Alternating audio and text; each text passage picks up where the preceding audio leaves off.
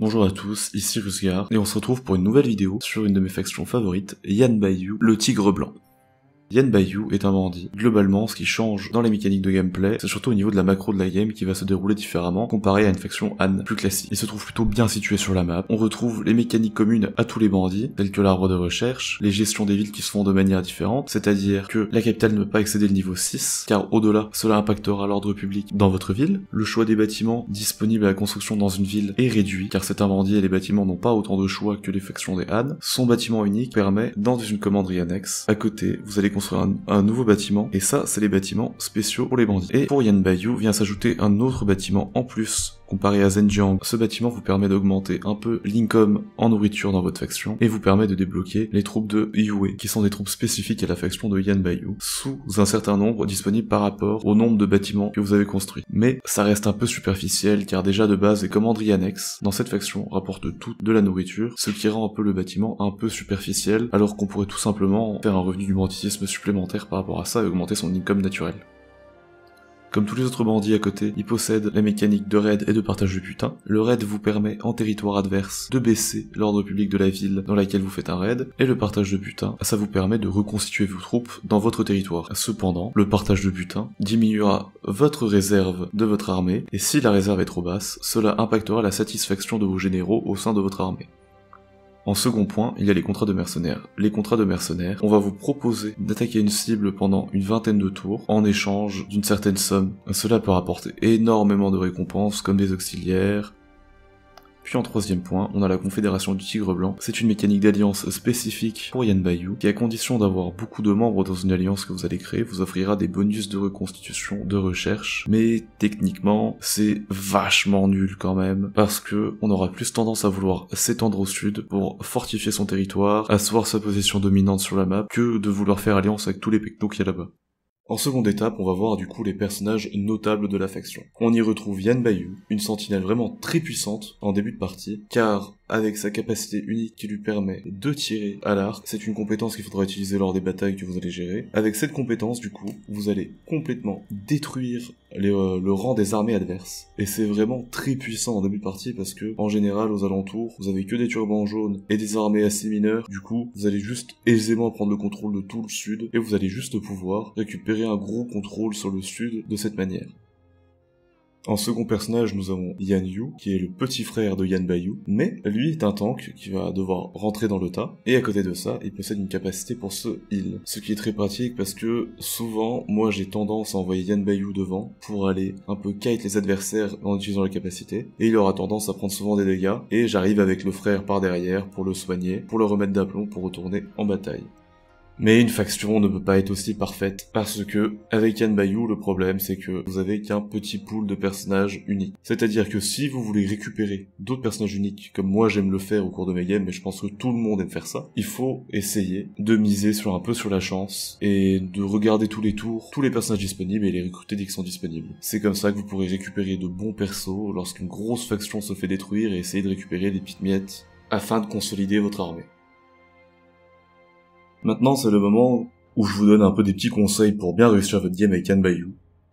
Tout d'abord, en début de partie, je vous conseille quand même d'intervenir pour aider Liu Liao, et d'entretenir de bonnes relations avec lui, car c'est peut-être la seule faction qu'on peut épargner dans le sud. Il se situe au devant du conflit, et ça vous permettra de faire une petite barrière naturelle pour éviter le conflit avec les autres factions. Et bien sûr, aider Liu Liao rapporte aussi pas mal d'économies pendant plusieurs tours en début de partie, ça vous permettra d'économiser pas mal d'argent, d'améliorer des bâtiments, histoire de s'améliorer beaucoup plus vite dans la partie, et accélérer les choses. Puis la deuxième partie de ce premier point, c'est avec la faction des turbans jaunes. Il ne faut pas hésiter à les écraser au maximum, car les turbans jaunes deviennent souvent très vite problématiques, car c'est une faction qui a la capacité de prendre une ville sans trop de difficultés si elle n'est pas défendue. Puis le deuxième point que je voulais vous dire, c'était qu'en début de partie, laissez Wang Lang un peu agir, car l'IA de la faction est codée de sorte à aller acheter les terres abandonnées qui se situent au sud de la map. C'est des terres que vous n'aurez pas besoin d'acheter, et que vous pourrez juste facilement récupérer par la suite, en lui déclarant tout simplement la guerre.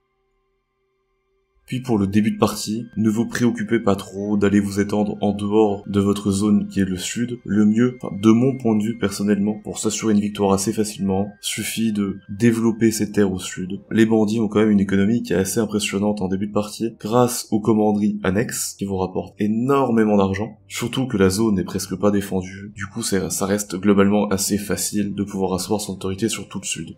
Maintenant, pour les conseils en début de partie. Personnellement, j'ai un gameplay un peu spécifique quand je joue Yan Baiyu. Je sais que j'aime rester un peu safe. Personnellement, ce que je vous préconise, c'est de rester en dehors des conflits avec les grosses factions et d'entretenir de bonnes relations avec toutes les factions. Car en général, le temps que vous récupériez le sud, toutes les grosses factions au nord se tapent déjà toutes dessus. Et il vous reste juste à les cueillir une, par le biais de la vassalisation. Car si elles sont trop dans la merde, elles se laisseront vassaliser sans demander une énorme contrepartie, ce qui vous arrange. Car si vous entretenez de bonnes relations avec tout le monde, vous pourrez tout simplement signer la paix pour lui avec tout le monde. Et c'est le deuxième point que je voulais vous conseiller, c'est qu'en milieu de partie, essayez de vassaliser un maximum de monde. C'est pour ça qu'en début de partie, je vous conseille de laisser Liu Liao vivre, afin de le vassaliser plus tard, et vous pourrez ainsi de suite continuer avec toutes les autres factions qui se présentent devant vous. Mais le seul défaut de Yan Baiyu, c'est que vous ne pouvez pas annexer les territoires de vos vassaux. C'est-à-dire que vous ne pouvez pas récupérer les persos d'une faction s'ils sont votre vassal. Une chose que vous pouvez faire avec toutes les autres factions du jeu normalement, sauf les bandits. Maintenant abordons les points forts de cette faction. Tout d'abord, il y a Yan Baiyu et Yan Yu. Yan Baiyu est très fort parce qu'il possède déjà de bonnes armes, de bonnes capacités. Clairement, c'est vraiment un général qui arrivera à vous porter vers la victoire sans aucun problème.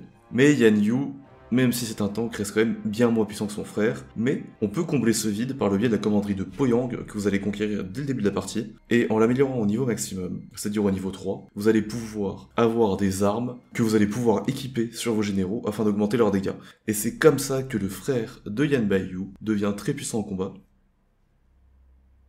Le second point fort pour moi, Yan Baiyu a une économie vraiment facile à mettre en place par le biais des marchés noirs, par le biais des commanderies annexes, qui apportent un revenu fixe, comparé aux commanderies des Han, et par le fait de ne jamais être dérangé aux alentours, vous allez pouvoir conquérir tous les territoires au sud, et c'est juste déconcertant le grand bond en avant que vous allez pouvoir faire avec cette faction, 1800 ans avant l'heure. Et le dernier point fort, je sais pas si je devrais le mettre comme un point fort ou comme un point faible, mais c'est une position qui est vraiment trop safe sur la map de campagne. Des fois, on se dit limite qu'on se fait chier lors de notre campagne, et c'est pas pour vous mentir, les 3 dernières heures de ma campagne, bon, le fichier a été corrompu, mais je me suis gravement fait chier quand même entre nous. Parce que Yan Baiyu est tellement bien positionné qu'il est tranquille, que j'étais emmerdé par personne, et que c'était un long fleuve tranquille. Et pour finir cette vidéo introductive sur Yan Baiyu, j'aimerais parler quand même un peu des points faibles. Tout d'abord, vous avez trop peu de personnages. Je sais que moi j'adore, je raffole des personnages uniques, et je suis un peu déçu avec cette faction parce que il y a quand même une grosse difficulté à récupérer des personnages uniques. J'ai eu de la chance, par exemple, dans ma campagne, j'ai réussi à avoir Liu Chong, Zhenjiang, et des généraux de la faction de Lu Bu, mais ça reste globalement assez minime comparé à ce qu'on peut avoir dans d'autres factions. Et c'est le plus gros défaut majeur que j'ai à redire pour cette faction, ça reste globalement ça. Mais, pour moi, l'autre système en soi qui est aussi ennuyant avec la faction, ça reste la mécanique de bandit que je trouve mal apportée, comparée aux autres factions. Il y a des mécaniques intéressantes comme le revenu du banditisme, mais j'ai envie d'être critique. C'est pas le truc le plus plaisant de jouer comme un bandit. Il y a un manque de diversité. Je sais pas trop comment vous l'expliquer, mais les mécaniques je les trouve mal faites. J'ai pas voulu en faire un point entier, car c'est plutôt mon aspect critique vis-à-vis de la manière de jouer un bandit, mais je trouve que c'est mal branlé. Mais globalement, j'adore quand même jouer Yan Baiyu parce que... Ah, regardez-moi le flow qu'il a, bordel de merde, hein. Bon, sur ce, on arrive à la fin de la vidéo. J'espère qu'elle vous aura plu. J'ai vraiment essayé d'améliorer le format de vidéo que j'aimerais faire. Il se peut que je tarde à faire des vidéos, mais c'est vraiment que je fais ça par plaisir, et ça me prend vraiment d'un coup. J'espère que la vidéo vous aura plu, et on se retrouve pour une prochaine vidéo sur une autre faction qui me tient à cœur. J'évite les factions chiantes entre nous, mais j'espère que tout le monde y trouvera son bonheur. Allez, à la prochaine les gars.